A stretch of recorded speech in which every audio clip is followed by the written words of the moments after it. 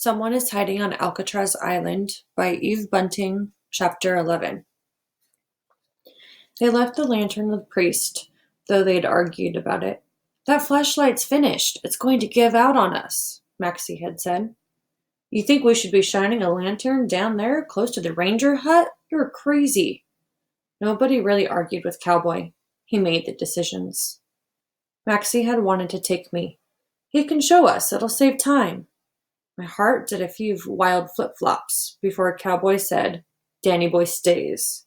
We'll have our hands full with Bean. You want the kids slipping away from us?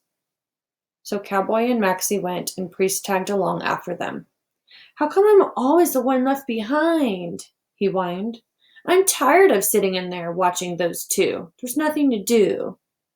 I waited till I couldn't hear the voices, only the footsteps getting fainter and fainter. Biddy? I whispered. I'm digging a hole through the back wall. Watch for Priest. Warn me. Danny, a hole? Do you think you can? I'm nearly through. Watch for me. And be careful. He might come without the light. Then I started to dig again. There was no need to worry too much about noise now that Priest was outside.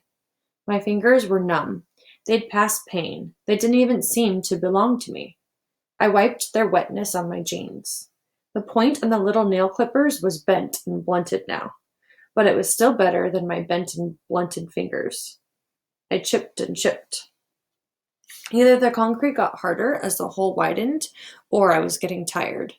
My touch told me the hole was no bigger than when Cowboy and Maxie had left. Where were they now? They'd hurried down the road, keeping to the side shadows, slowing as they reached the warden's tumble-down house. They'd move forward in the dark, saving what was left of the flashlight.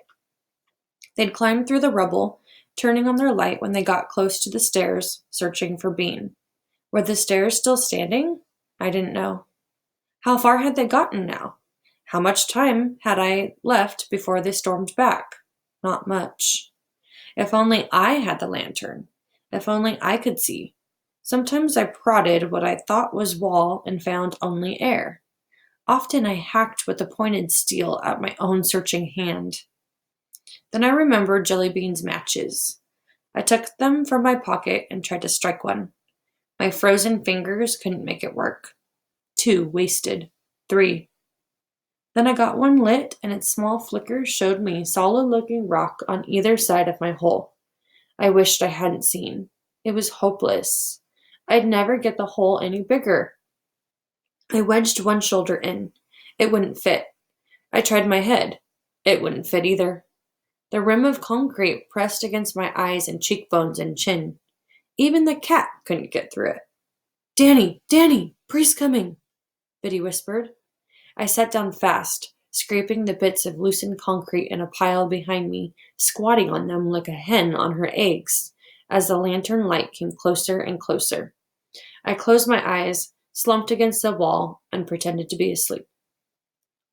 I could sense Priest studying me, and then he moved, holding the light on Biddy. So, what did you think? About what? About me. My acting. Pretty good, huh? Very good, Biddy said. It sure fooled you. It sure did. I slitted my eyes and peered out at him. He had slumped himself against the opposite cells again. How about reading to me some more? He grinned in Biddy's direction. It's boring out here. I couldn't believe it. I didn't want to believe it. Priest was going to slob there, right opposite us, cutting off our last chance of escape. Biddy's hand, holding the book, came through the bars. Read it yourself. I'm not in the mood. Well, get in the mood. I like it better when you read to me. Forget it. I have a headache.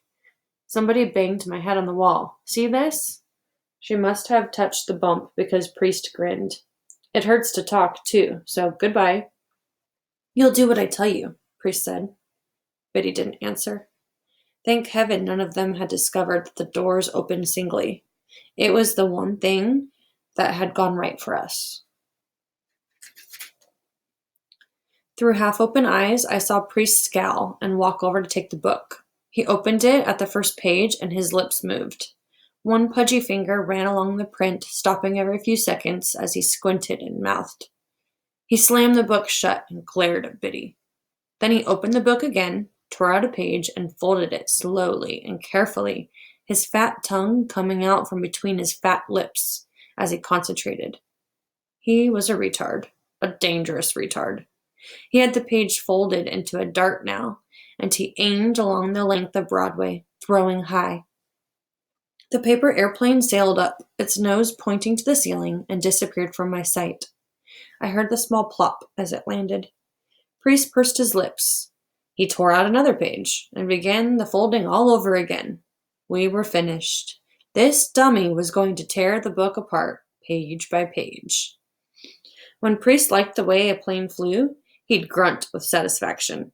He tried the extra weight of 2 pages together, while I tried to picture where Cowboy and Maxie were and how soon it would be before they'd be back to massacre me.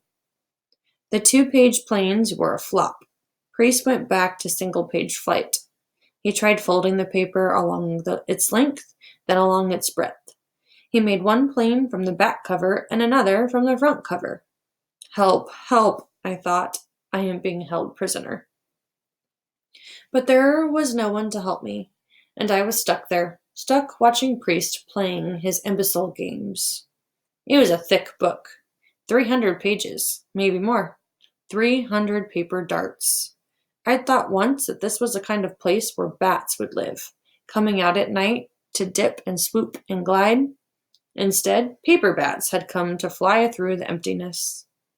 One rose, turned in midair, and landed in the tier of cells above. Hey! Priest jumped up and clapped his hands. That was a good one. My kid brother used to make airplanes in kindergarten, Biddy said. Then he got too old. He's 7 now. You've got a smart mouth, you know it. Priest thumped her cell door with the tattered book, shaking the loosened pages free to scatter around his feet. He flung what was left of the book in a flutter down the aisle. Go, go, go away, I pleaded silently. He sat again, picking at his zit, working it. Hey, you! He was glaring at me now. Talk to me! I didn't answer. He took off his glasses, pulled loose the tail of his cruddy black shirt, and used it to shine them. All the time, my insides were churning. Go, go, go! Without the glasses, his eyes were small and sightless, like dried pebbles. He put the glasses on again, blinked around, and scratched at his belly. Go, go! He ambled across to Maxie's stereo, picked it up, and left. I made myself wait. I think he's really gone, Biddy whispered.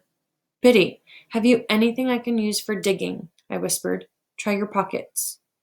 I've looked already, Danny. There's not a thing. Nothing. How far have you got? It's going good, I lied. Keep watching. I got back on my knees in the blackness that seemed blacker than ever. Going good? Who was I kidding? And where was Cowboy and Maxie now?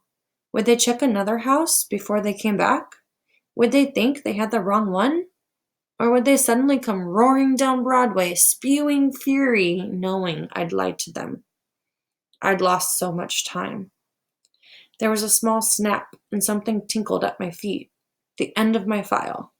It had broken off, leaving me with only a stub. I stood, put my heel against the side of the hole, and pushed. Nothing. I kicked. Danny? Don't tell me when he's coming back. No. Don't tell me he's coming back. No. What are you doing now? Don't worry, I'm getting out. I sat in front of the cat-sized hole, exhausted, finished. It would take a week to make it big enough. I lit another match. The flame shook itself out in my jumpy hand. Another one. I bent to examine the hole and saw it, a crack. A beautiful, gaping crack along one side.